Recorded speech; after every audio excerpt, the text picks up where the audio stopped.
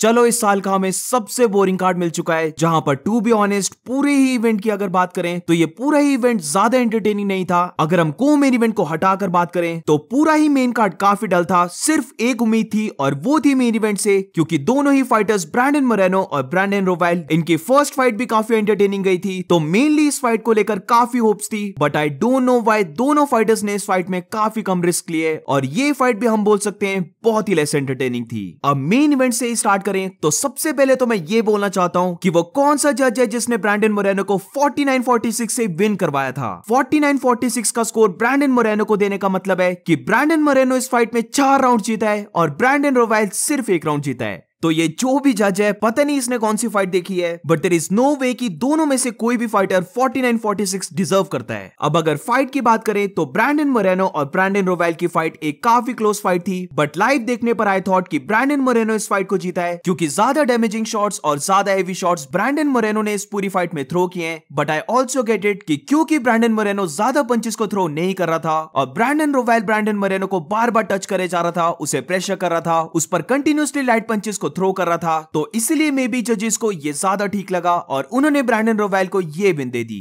अब इस पूरी फाइट में ब्रैंडन रोवाइल ने कोई 400 प्लस स्ट्राइक्स को थ्रो किया है, जहां पर मैक्सिमम ये जो टोटल स्ट्राइक्स थी ये ब्रैंडन मोरेनो के गार्ड में लैंड हो रही थी, यानी कि ब्रैंडन मोरेनो इन पंचेस को ब्लॉक कर ले रहा था। और जो स्ट्राइक्स ब्रैंडन मोरेनो के ऊपर लैंड भी हुई हैं, उनमें से मैक्सिमम स्ट्राइक्स थी light to medium strikes. Whereas यही चीज अगर हम ब्रैंडन मोरेनो की देखें तो I don't know why Brandon Moreno ने इस फाइट में ज्यादा पेस को पुश नहीं किया, उसने ज्यादा स्ट्राइक्स को भी नहीं थ्रो किया, वो बेसिकली बहुत सारे पंचेस को ब्लॉक कर रहा था। बट इसी के साथ जब भी ब्रैंडन मोरेनो ने अपने पंचेस को थ्रो किया है तो वो मैक्सिमम पंचेस ओवरहैंड राइट्स या फिर लूपिंग हुक्स थे, और वो सारे जब भी लैंड हो रहे थे तो ये पंचेस काउंट होते हैं हेवी टू मीडियम स्ट्राइक्स के अंदर। सो इसीलिए आई थिंक 3 राउंड्स मोरेनो को विन करने चाहिए थे, but it was a close fight. और वैसे भी अगर देखा जाए तो ये फाइट ज्यादा एंटरटेनिंग नहीं थी, तो आई डोंट थिंक सो कि फैंस भी इतना ज्यादा केयर करते हैं कि कौन इस फाइट को विन किया है। ये देखकर मैं थोड़ा सा शॉक था, क्योंकि इस पूरी फाइट में ब्रैंडन रोवाइल ने ब्रैंडन मोरेनो के ऊपर प्रेशर को मेंटेन रखा, उसने कंटिन्यूसली ब्रैंडन मोरेनो के ऊपर पंचेस को थ्रो किया, जहां पर इवन अगर ये पंचेस लाइट पंचेस भी थे या इवन अगर मोरेनो इनको ब्लॉक भी कर ले रहा था, बट ये पंचेस डेफिनेटली ब्रैंडन रोवाइल को हेल्प कर रहे थे अपने प्रेशर को मेंटेन रखने का। और इसीलिए इस पूरी फाइट में हमने बहुत बार देखा है कि जितने भी ऐसे पंचेस जो काफी लाइट थे बट क्योंकि इनकी वॉल्यूम बहुत ज्यादा थी, ब्रैंडन मोरेनो काफी बार अपने गार्ड को हाई रख रहा था और बेसिकली इन पंचेस को ब्लॉक ही कर रहा था। अब एक चीज यहाँ पर ब्रैंडन मोरेनो की काफी अच्छी लैंड हो रही थी, और वो थी उसके लूपिंग पंचेस, बीट ओवरहैंड या फिर हुक पंच। ये दोनों जब भी ब्रैंडन मोरेनो डिस्टेंस में रहकर काफी एक्सटेंड होकर लूप कर रहा था, ये पंचेस ब्रैंडन रोवाइल के ऊपर लैंड हो रहे थे।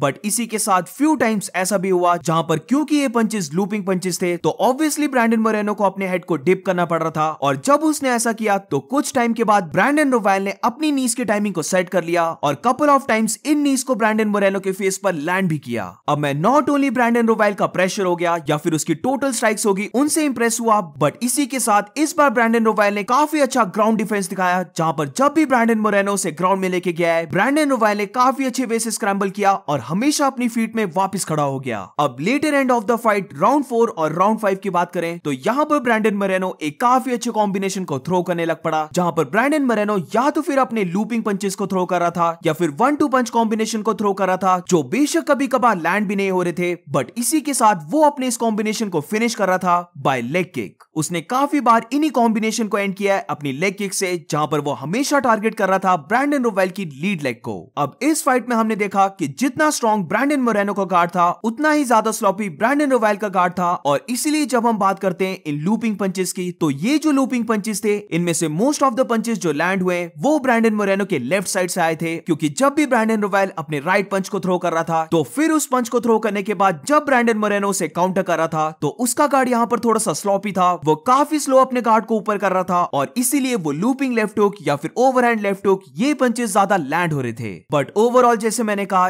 ये ज्यादा अच्छी फाइट नहीं थी। मे बी सिर्फ ये मेरी बात है, बट मुझे इस फाइट से बहुत ज्यादा एक्सपेक्टेशंस थी, और जिस वजह से ये फाइट टर्न आउट हुई है, सच बोलूं तो आई थिंक ये फाइट बहुत बोरिंग थी। But and of the fight में ब्रैंडन रोवाइल इस फाइट को जीत गया बाय स्प्लिट डिसीजन। बट अब अपनी फाइट को विन करने के बाद ब्रैंडन रोवाइल ने कॉल आउट किया फ्लाईवेट चैंपियन एलेजेंड्रे पेंटोजा को, but I don't think so जिस वजह से ये फाइट गई है, ब्रैंडन रोवाइल डिजर्व करता है रीमैच फाइट करना। और अब मूविंग ऑन टू द को मेन इवेंट इस फाइट को देखने में मजा आया क्योंकि यहाँ पर ब्रायन ऑर्टेगा फर्स्ट राउंड के बाद जो कमबैक करता है और जिस वे से वो याइर रॉड्रिगेज को सबमिट करता है, ये सारा देखना बहुत अमेजिंग था। अब यहाँ पर भी मैं बोलूंगा पता नहीं क्यों मुझे याइर रॉड्रिगेज बहुत ही ज्यादा स्लॉपी दिखा। ऐसा लगा कि याइर रॉड्रिगेज के पास डिफेंस ही नहीं है और ये चीज और भी ज्यादा हो जाती है जब भी ब्रायन ऑर्टेगा याइर रॉड्रिगेज को ग्राउंड में लेके गया। Zero defence bye Yair Rodriguez, but अगर फर्स्ट राउंड से स्टार्ट करें तो जैसे कि हमेशा की तरह ब्रायन ऑर्टेगा की स्ट्राइकिंग थोड़ी सी स्लो रहती है। वो स्टार्टिंग ऑफ द फाइट में थोड़ा स्लो स्टार्ट करता है और इस फाइट में भी ऐसा हुआ जहां पर याइर रॉड्रिगेज अपनी किक को लैंड करता है और उसी को फॉलो अप करता है अपने लेफ्ट पंच से, जो ब्रायन ऑर्टेगा जरा भी आता हुआ नहीं देखता है और ये पंच उसे ड्रॉप कर देता है। जैसे ही ब्रायन ऑर्टेगा ग्राउंड में गिरा, एकदम से याइर रॉड्रिगेज उस पर टूट पड़ता है और अगेन ब्रायन ऑर्टेगा को अपने लेफ्ट पंच से क्रैक करता है और फिर से एक बार ब्रायन ऑर्टेगा ग्राउंड में गिर जाता है। ब्रायन ऑर्टेगा एक काफी सॉलिड फाइटर है जो अपनी फाइट्स में जरा भी क्विट नहीं करता है और ये चीज हमने इस फाइट में भी देखी जहां पर 2 बार नॉकडाउन होने के बाद भी वो 100% रिकवर हुआ भी नहीं था, जहां पर याइर रॉड्रिगेज ने इसी की अपॉर्चुनिटी देखकर अपनी किक्स होगी, अपनी नीज होगी, इन दोनों को काफी हेवी वे से ब्रायन ऑर्टेगा की बॉडी में थ्रो किया, जो बाय द वे लैंड भी हो रही थी। और ब्रायन ऑर्टेगा के फेस में हम देख भी सकते थे कि इनसे ब्रायन ऑर्टेगा बहुत ज्यादा हर्ट हो रहा है, बट ब्रायन ऑर्टेगा ने यहाँ पर जरा भी क्विट नहीं किया। उसने जैसे तैसे स्टार्टिंग ऑफ द राउंड को सर्वाइव किया और जब वो 100% रिकवर हो गया, राउंड 2 ऑनवर्ड्स हम देख सकते थे ब्रायन ऑर्टेगा इस फाइट का कंट्रोल लेने लग पड़ा।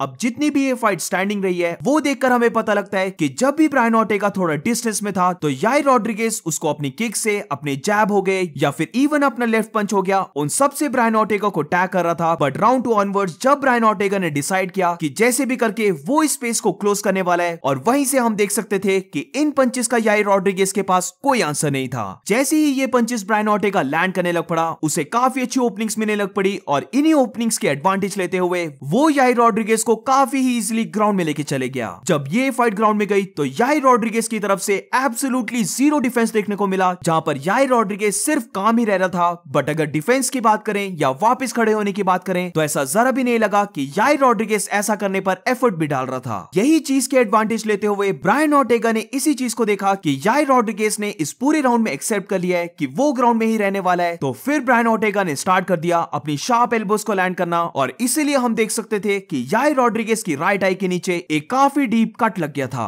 अब राउंड 3 स्टार्ट होता है और जैसे ही ब्रायन ऑर्टेगा याइर रॉड्रिगेज को ग्राउंड में लेके जाता है, वो फिर से याइर रॉड्रिगेज के ऊपर एल्बोस को थ्रो करने लग पड़ता है और यहाँ पर याइर रॉड्रिगेज बहुत बड़ी गलती करता है, क्योंकि उस पोजीशन से बाहर निकलने की जगह याइर रॉड्रिगेज डिसाइड करता है कि वो अपने राइट गार्ड को ऊपर करेगा और जैसे ही वो ये करता है 145 पाउंड्स का one of the best submission artist Brian Ortega एकदम से बहुत इजीली आर्म ट्रायंगल चोक को लॉक इन कर देता है और फिर जस्ट मैटर ऑफ टाइम था, याइर रॉड्रिगेज इस चोक से टैप आउट कर देता है और ये फाइट ओवर हो जाती है। तो huge comeback by Brian Ortega, ये बहुत बड़ी विन थी और मेरी ओपिनियन में ये काफी क्रूशियल विन थी, क्योंकि ब्रायन ऑर्टेगा अपने स्पॉट को लेकर बहुत ज्यादा क्रिटिसाइज होने लग पड़ा था, बट जिस वे से उसने याइर रॉड्रिगेज को फिनिश किया है, डेफिनेटली अब ब्रायन ऑर्टेगा मेरी ओपिनियन में एक और फाइट दूर है टाइटल शॉट के। तो बहुत ही अच्छी win by Brian Ortega. But what do you guys think about this? तुम्हें ये कार्ड कैसा लगा? Let me know in the comments. और इसी के साथ इस वीडियो को एंड करते हैं। अगर तुम्हें ये वीडियो अच्छी लगी हो तो please make sure to like subscribe. मिलते हैं नेक्स्ट वीडियो में।